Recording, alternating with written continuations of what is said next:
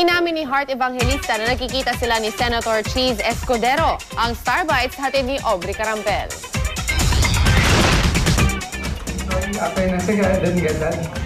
Sa press conference ng ikatlong yugto ng Luna Blanca, hindi nakaiwas ang dalawang bidang sina Heart Evangelista at Bianca King sa mga intriga, lalo na tungkol sa kanilang love life.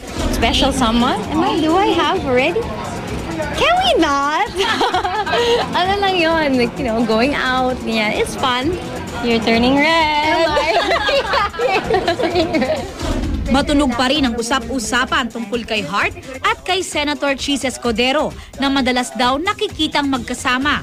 Pag-aamin ni Heart, nagkikita nga sila ng senador pero nang tanungin kung matatawag na bang dating ang kanilang status, I'm confused kung yun na ba yung tawag nila ngayon. Dating ba yan o meeting or going out? I'm confused but it's just like that for now. I'm not really in a rush. Sa ngayon, mas ini-enjoy raw ni Heart ang pagiging single. Ini-enjoy ko trabaho, yung dating or meeting at ini-enjoy ko lang lahat yan. Si Bianca naman matipid pa rin ang sagot pag love life ang pinag-uusapan. Lalo na kung tungkol sa rumored boyfriend na si Dennis Trillo.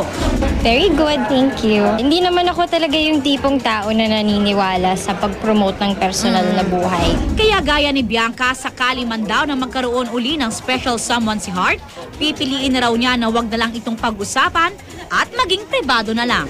Kasi ang hirap nothing is certain in life and then you break up, ayan na, break up. Parang dami ko ng break up. So, mas mabuti ng tahimik. Aubrey Carampel, GMA News.